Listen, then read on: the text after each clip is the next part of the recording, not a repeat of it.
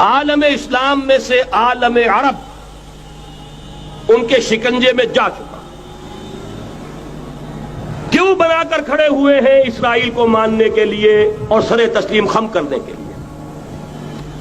بہرحال نوٹ کر لیجئے، عالم عرب جا چکا۔ کوئی دن کی بات ہے، میں سنسنی پیدا نہیں کرنا چاہتا، لیکن حالات اور واقعات سے نگاہیں بند کرنا بھی کوئی دانش مندی کی بات نہیں ہے۔ یہ ایودھیا کی مسجد شہید کی گئی، ابھی یہ ایک بہت بڑا مزار جو ہے شہید کیا گیا، اور اس کے ساتھ کئی مسجدیں شہید کی گئی۔ یہ سب کیا ہے؟ یہ مسلمانوں کی نفس دیکھی جا رہی ہے کہ کوئی غیرت اور حمیت نام کی کوئی شے باقی ہے؟ جیسے علامہ اقبال نے وہ نظم لکھی تھی، عبد القادر روہیلا بڑا ظالم جفاجو کینہ پرور تھا، لیکن یہ کہ اس نے جو ایک ٹیسٹ لیا تھا کہ وہ جو عورتیں ہیں تیموری خاندان کی، ان میں کوئی رمق رہ گئی ہے؟ معلوم ہوا کہ نہیں، کہ غیرت نام تھا جس کا گئی تیمور کے گھر سے، ختم، غیرت نکل گئی۔ اسی طرح ایودھیا کی مسجد، اب چرار شریف، اور یہ کوئی دن کی بات ہے کہ اب مسجد اقصی کا نمبر آیا کہ آیا، اس کے لیے پوری تیاریاں ہو چکی ہیں۔ یروشلم کا مشرقی حصہ خالی کرایا جا چکا ہے، اس کے اندر اب پورا تسلط یہودی کر رہے ہیں، یہاں تک کہ اب کے یاسر عرفات صاحب نے بھی کچھ نہ کچھ جو ہے احتجاج کی بات کی ہے، حالانکہ اب تک ہر بات مان کر منقار زیرے پر تھا، لیکن یہ کہ ایک وقت آتا ہے آخر کار اسے بھی کچھ بولنا پڑ گیا ہے۔ لیکن یہودی اب پیچھے قدم ہٹانے والا نہیں ہے۔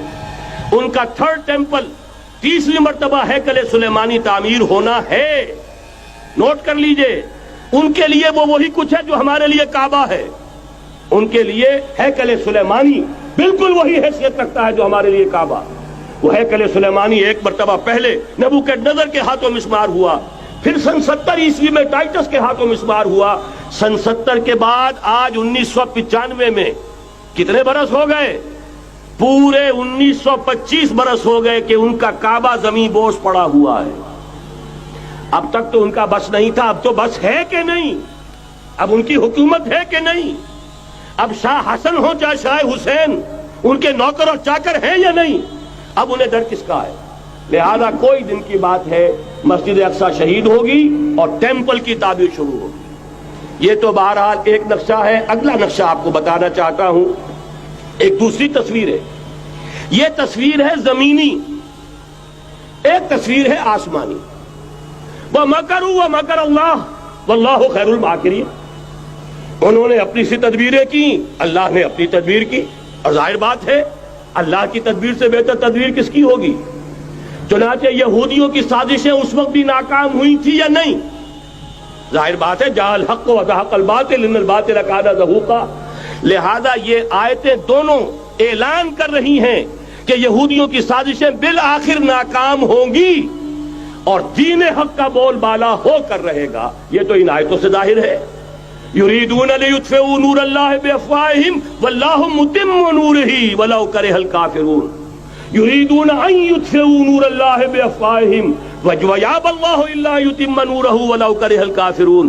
هو الذی ارسل رسولہ بالہدی ودین الحق لیظہرہ علی الدین کلہ ولو کرہ المشرکون۔ اللہ نے تو بھیجا ہی ہے اپنے رسول کو اس فیصلے کے ساتھ اور یہ ذمہ داری اور مشن دے کر کہ جو دین حق آپ کو دے کر بھیجا جا رہا ہے اسے غالب کیجئے، نافذ کیجئے، قائم کیجئے۔ اس مشن کے ساتھ بھیجا جا رہا ہے۔ قرآن کہتا ہے ببانگ دول وما ارسلناک الا کافۃ للناس بشیرا ونذیرا۔ اے محمد صلی اللہ علیہ وسلم، ہم نے نہیں بھیجا ہے آپ کو مگر پوری نوع انسانی کے لیے بشیر اور نذیر بنا کر۔ تو جان لیجئے کہ یہ مقصد بعثت محمدی صلی اللہ علیہ وسلم بتمام و کمال اس وقت پورا ہوگا جب کل عالم انسانیت پر، کل روئے ارضی پر اللہ کا دین اسی طرح غالب ہو جائے گا جس طرح کہ محمد رسول اللہ والذین معہ صلی اللہ علیہ وسلم ورضی اللہ تعالی عنہم اجمعین، ان کے ہاتھوں سے، ان کے ایثار سے، ان کی قربانیوں سے، جن کا نقشہ آپ کے سامنے مولانا کھینچ چکے ہیں، ان کے اثار، ان کی قربانیاں، ان کی محنت، ان کی جفاکشی، ان کی سرفروشی، ان کے جان تن من دھن لگا دینے کے نتیجے میں جیسے اس وقت غالب ہوا تھا کل روئے ارضی پر غالب ہوگا، تب کہیں جا کر مقصد بعثت محمدی مکمل ہوگا۔ یہی وجہ ہے اقبال نے کہا تھا وقت فرصت ہے کہاں، کام ابھی باقی ہے، نور توحید کا اتمام ابھی باقی ہے۔ لیکن ساتھ ہی خوشخبری بھی دی تھی، یہ چمن معمور ہوگا نغمہ توحید سے، آئے گا وہ دور، یہ چمن معمور ہوگا نغمہ توحید سے، لازماً آ کر رہے گا۔